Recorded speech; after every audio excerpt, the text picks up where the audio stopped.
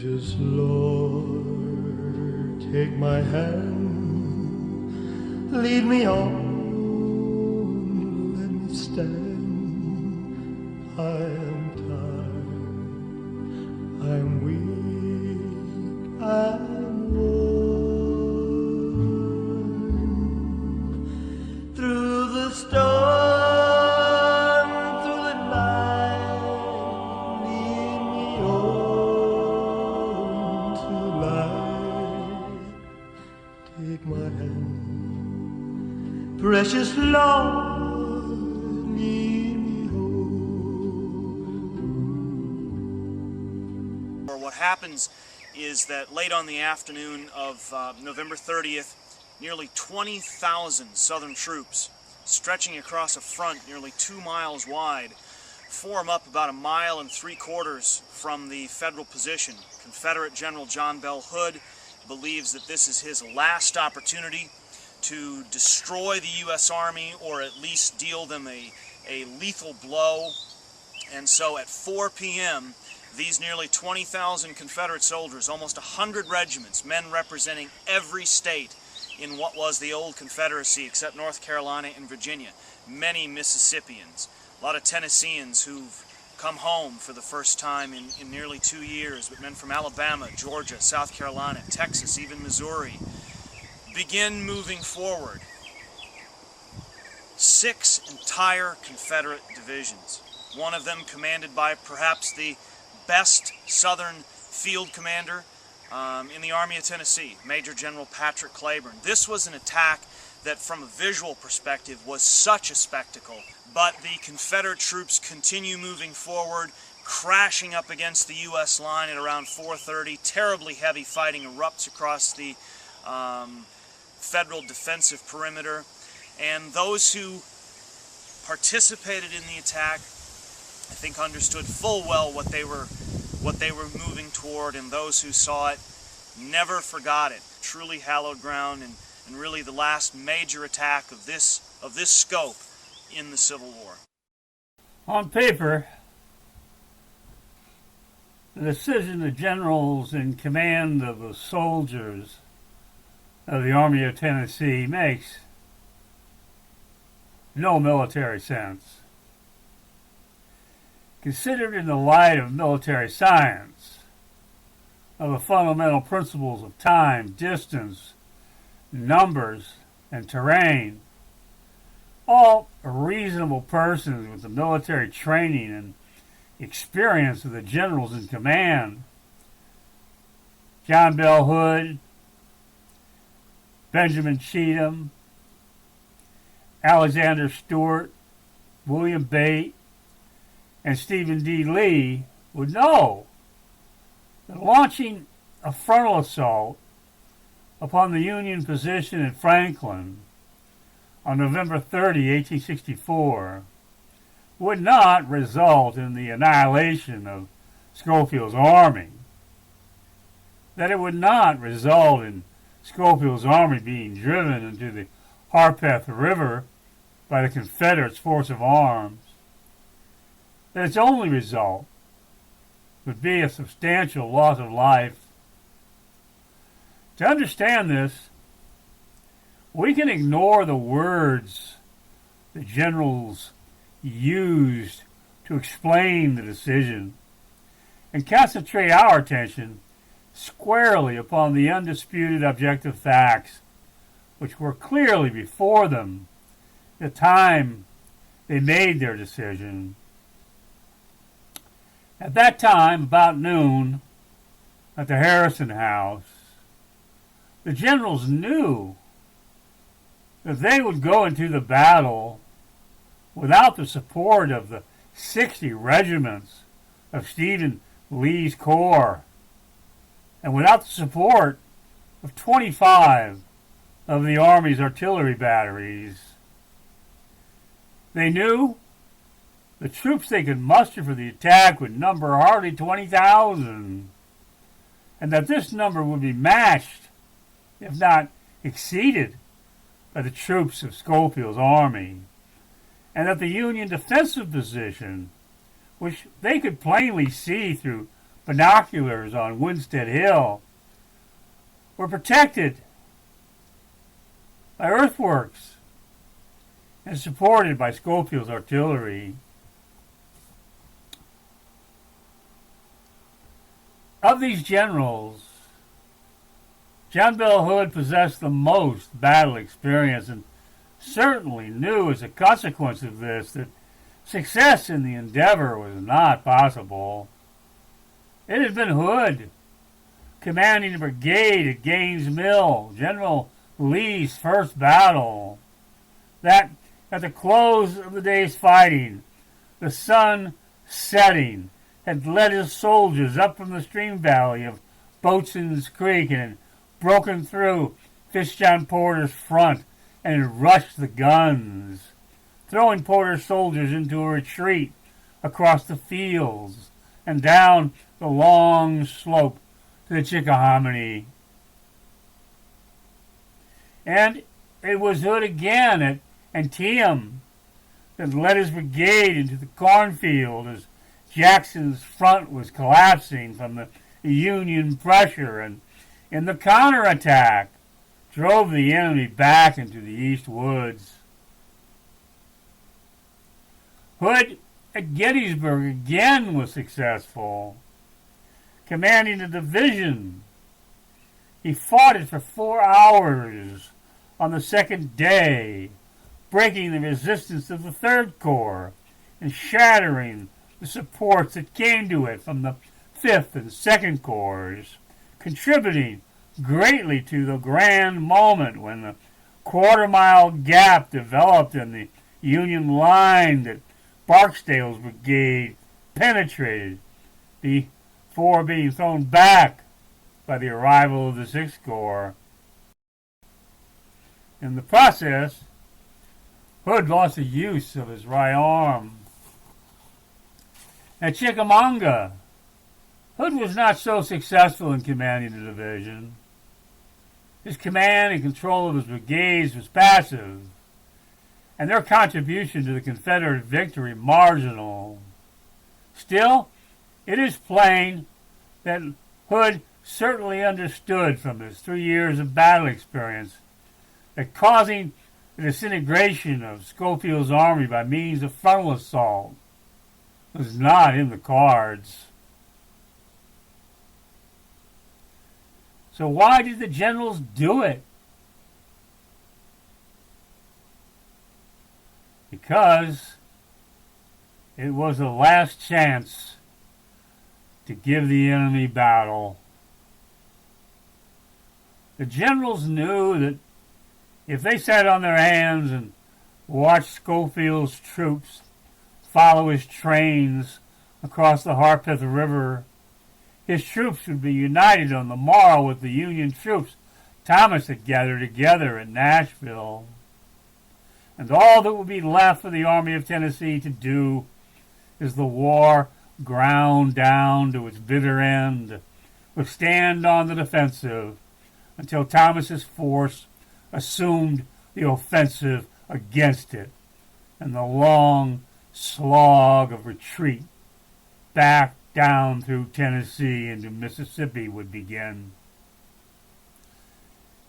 And so, at 1 p.m., with Lee's Corps marching through Spring Hill, with the Army's trains and artillery batteries some 12 miles distance from Franklin, Cheatham's and Stuart's Corps of 19 brigades debouched from the defiles of Winstead Hill and came down into the flatland in front of Franklin and deployed from column into line.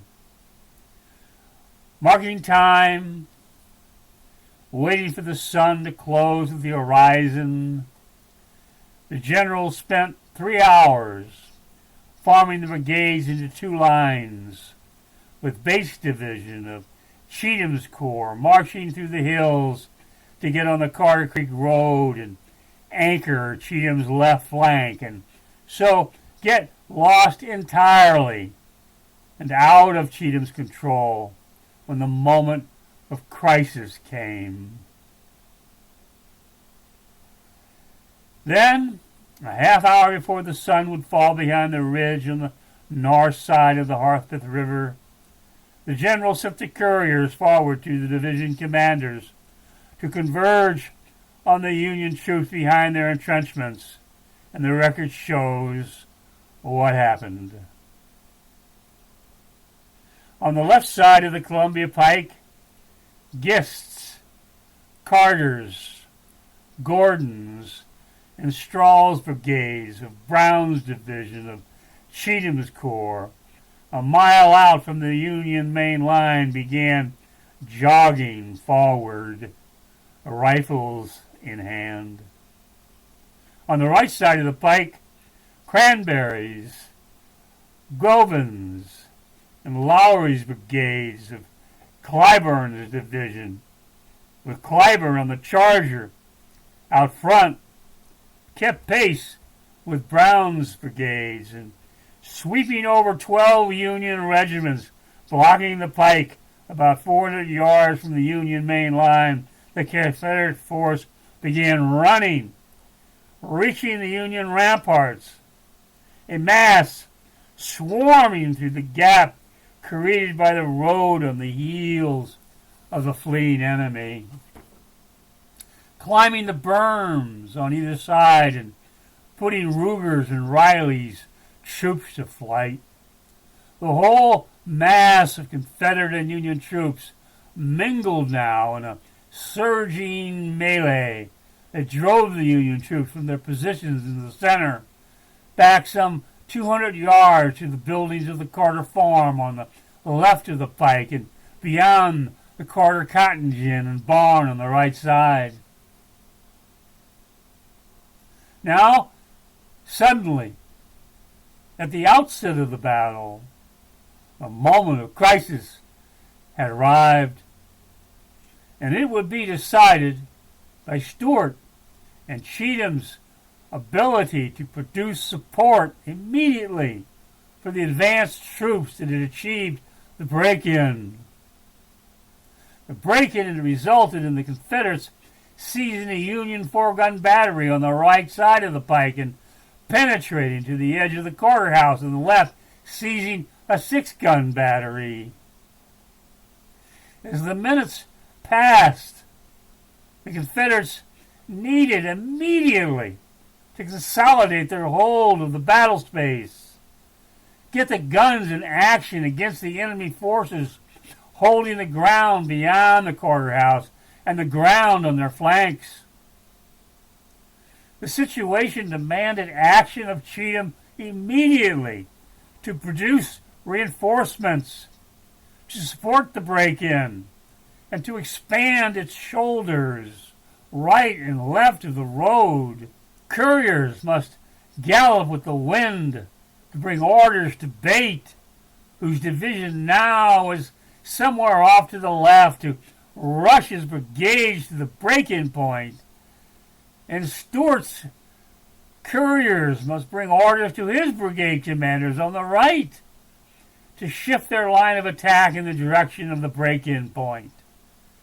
And to have any chance of accomplishing the movement, a controlling force must be on the scene, in command of the whole, rushing orders forward to Cheatham and Stuart as soon as the Union regiments were seen fleeing from their outpost, and the mass of Confederates swarming with them through and into the Union entrenchments.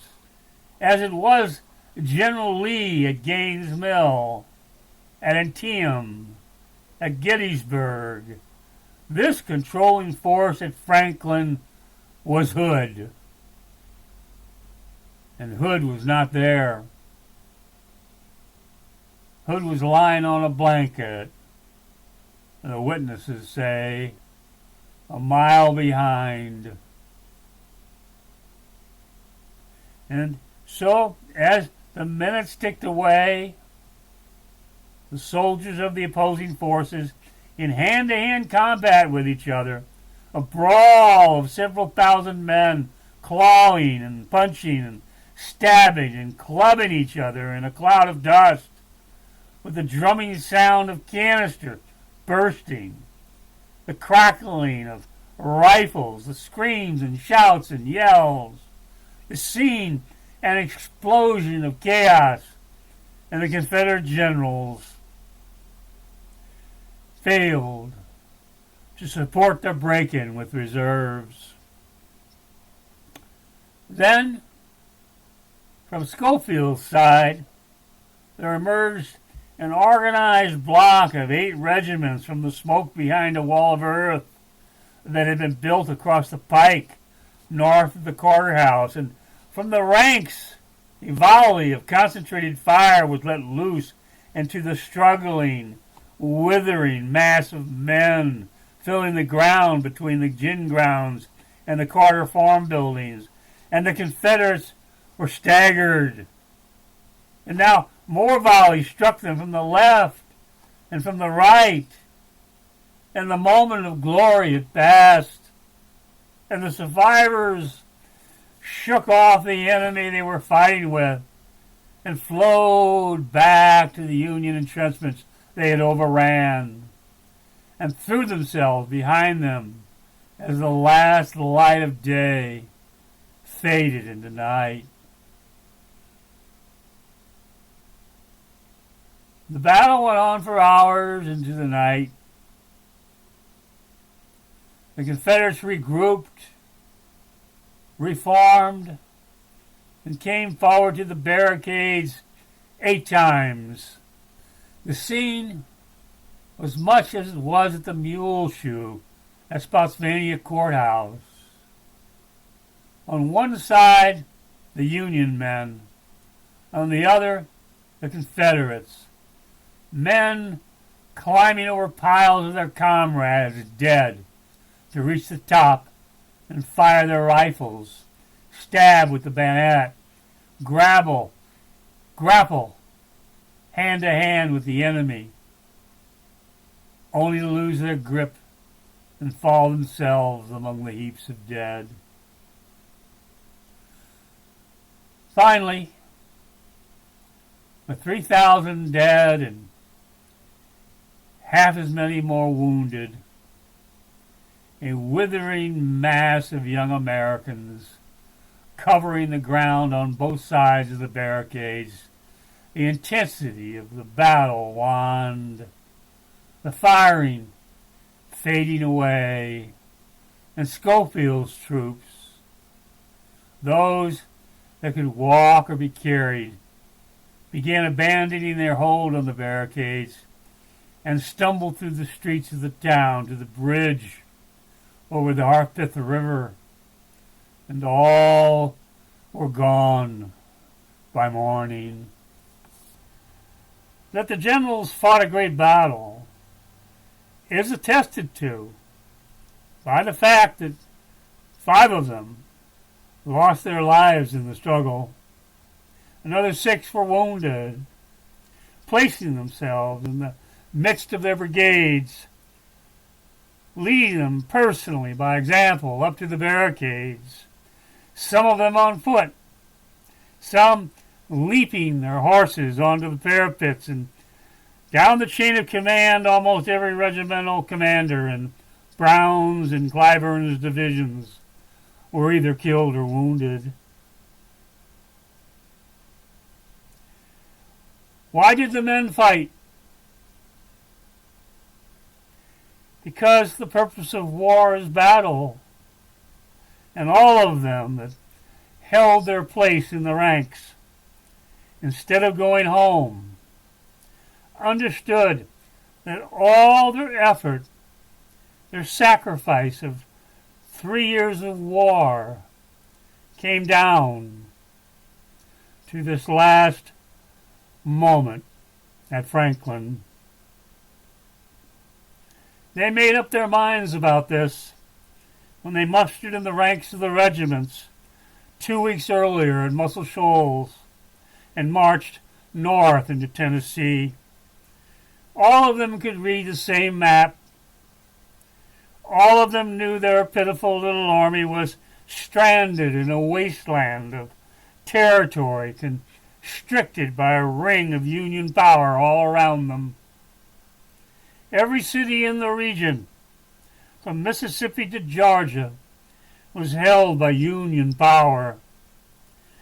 Their only choices, all of them understood it, was to either fade away to distant villages and valleys, or stand together one last time and vent their fury as a force of nature going down hard.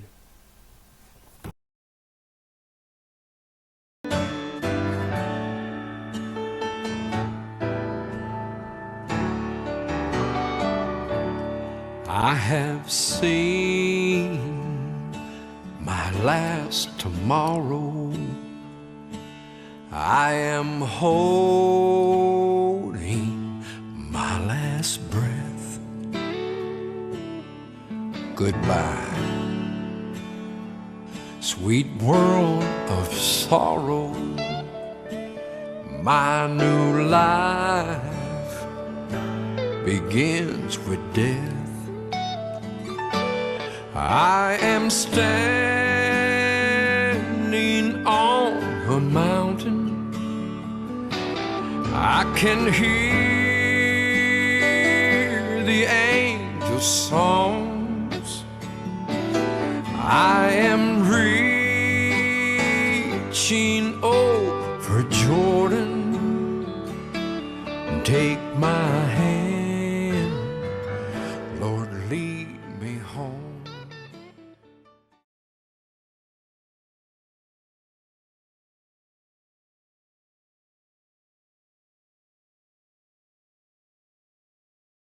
I'm tired and so weary, but I must go along till the Lord comes and calls me away.